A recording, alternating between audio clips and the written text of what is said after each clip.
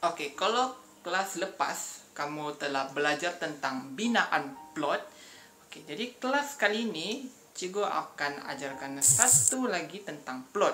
Tapi kali ini topik pelajaran kita hari ini ialah teknik plot dalam karya drama Anna. Kita masih lagi belajar tentang karya drama Anna nih. Kita tidak habis lagi nih.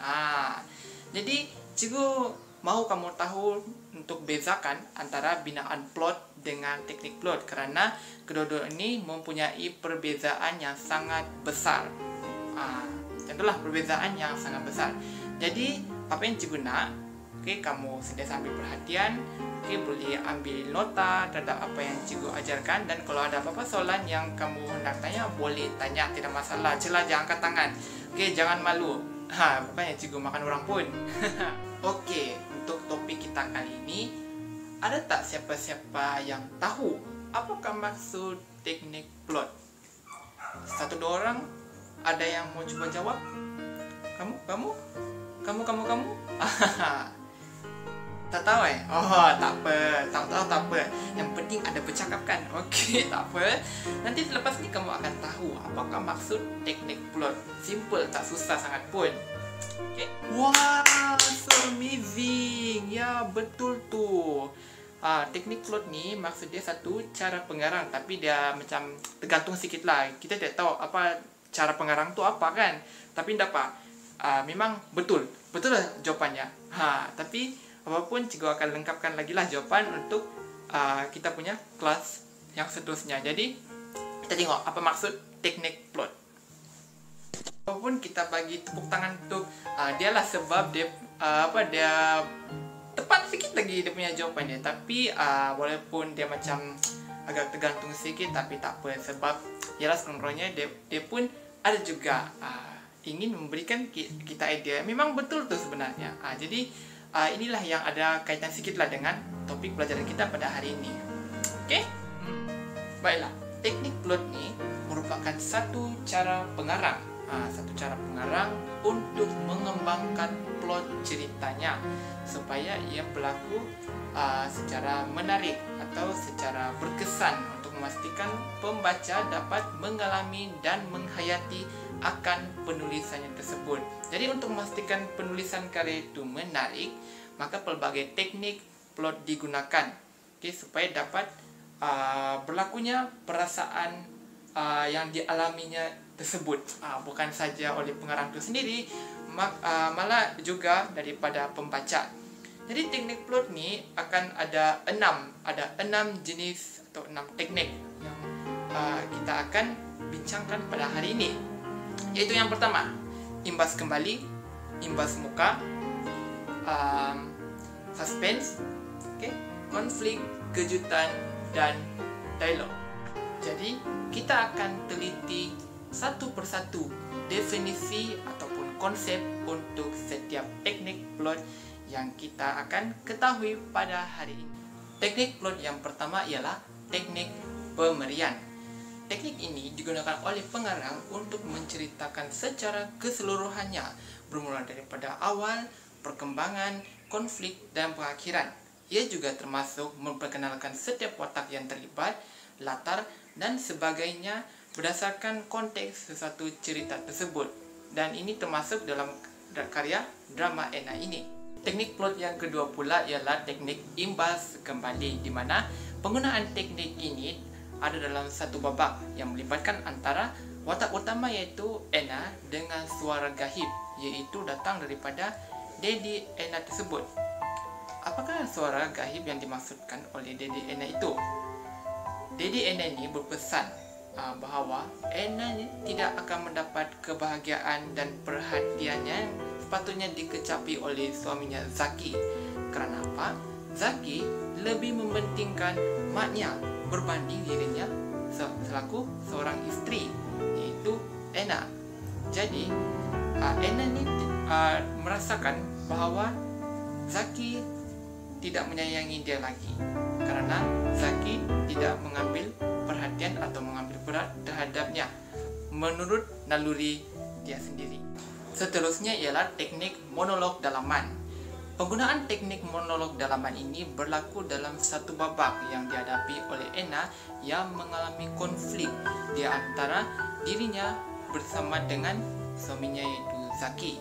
Karena Anna merasa sangat sedih dan tertekan karena Zaki tidak mengambil peduli pasal dirinya lagi, karena dia berfikir Zaki lebih menyayangi maknya berbanding dirinya sebagai seorang istri. Dan ini juga telah mengabaikan anaknya yaitu Tiara.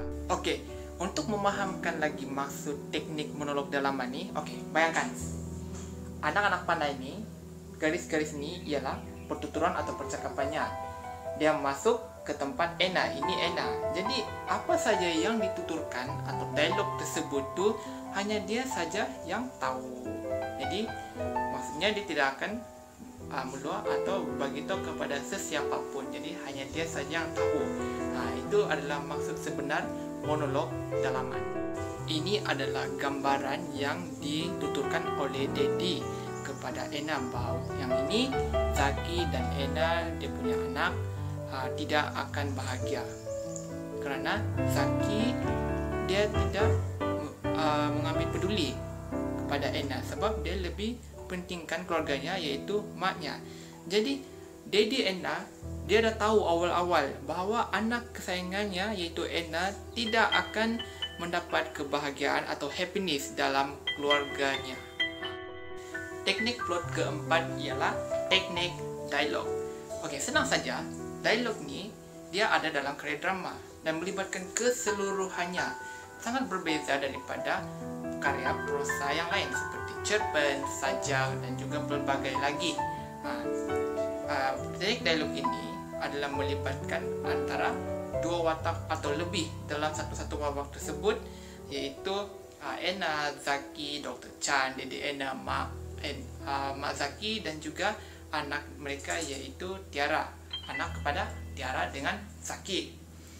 Pertuturan dialog yang dituturkan oleh setiap watak tersebut akan menimbulkan pelbagai kesan, termasuklah aksi dari segi latar, dari segi tindakan mereka dan sebagainya mengikut konteks dan situasi tersebut dalam satu-satu babak.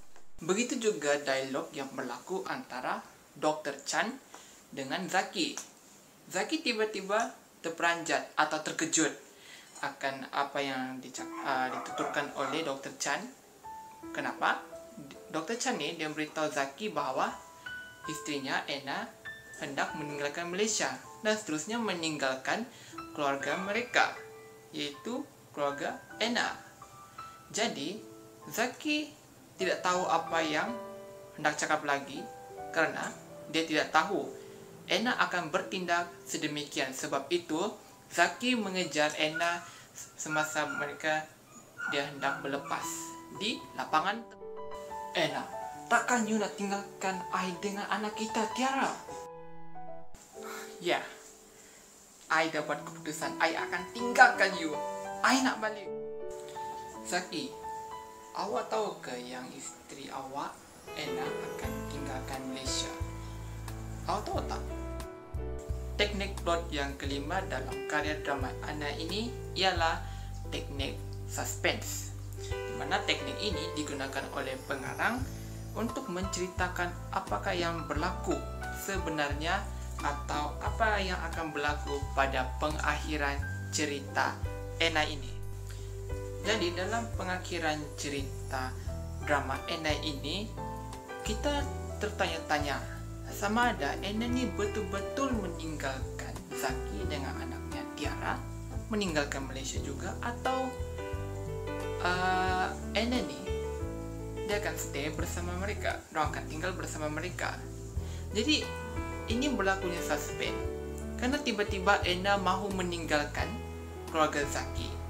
Dan ingat tak, mak Zaki pun datang untuk merayu supaya Anna ni jangan tinggalkan anaknya Zaki bersama anak perempuan mereka.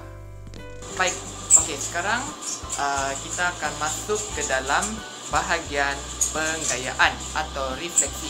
Jadi untuk bagian ini, cikgu mohon kamu untuk menghasilkan sebuah peta I-Think mengikut kreativiti kamu.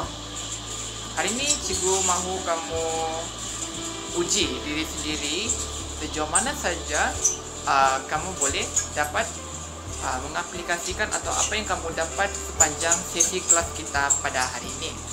Jadi dalam penghasilan I-Think itu kamu boleh buat secara bebas apa saja, yang penting ada mengandungi apa maklumat yang kamu dapat hari ini.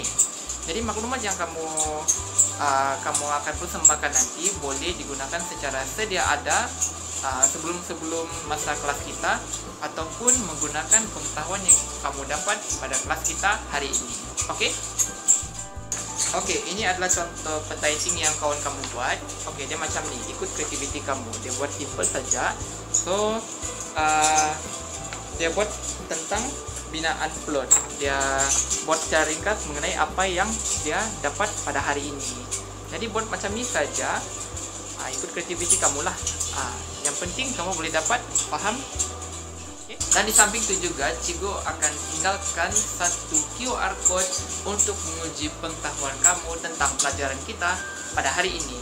Jadi kamu boleh scan QR code yang di sebelah ini menggunakan aplikasi scanner apa-apa saja untuk scan QR code itu, dan kamu boleh jawab sendiri. Yang ini tidak perlu kamu hantar, kamu boleh uji diri kamu, dan nanti kalau kamu ingin menghantar jawaban, hantar saja di grup dan juga akan semak jawaban kamu sama ada betul ataupun tidak. Okey? Baiklah, sedar tak sedar tiba-tiba kita dah nak hampir habis kelas kan? Okey, sebelum kita akan balik, ada tak siapa-siapa yang hendak bertanya kepada cikgu? Satu atau dua soalan, ataupun tak ada soalan nak tanya? Ada nak tanya? Ada nak tanya? Okey, senang cerita lah macam ni. Okey, monolog dalaman ni ialah kita cakap sendiri. Kita sendiri saja yang tahu. Okey, jadi orang luar tu tidak perlu tahu apa-apa tentang apa yang kita fikirkan atau apa yang kita cakapkan. Gitu. Senang kan? Tidak soalan mantul sekali. Harap-harap boleh dapat perform lah kan masa jawab exam. Itu yang cikgu sangat harapkan. Kamu memang semua always terbaik, memang sentiasa perform. Ini yang cikgu suka. Dia macam ni. Dalam apa-apa pun, terima kasih cikgu ucapkan kerana sentiasa mengambil perhatian dan menjaga adab lah antara kita-kita ni kan sepanjang waktu kelas ini. Apa yang cikgu harapkan hari ini kamu dapat ilmu ataupun manfaat daripada kelas kita hari ini, dan kamu dapat aplikasikannya bukan saja dalam peperiksaan tau. Kamu akan dapat aplikasikan dalam bidang kamu ataupun apa yang akan datang pada satu masa nantilah. Kita tidak tahu kan apa yang akan berlaku. Jadi itu saja daripada cikgu, dan kita boleh balik. Itu saja daripada cikgu lah. Okey, terima kasih sekali lagi kepada kamu semua, dan stay safe, stay home, stay safe, jaga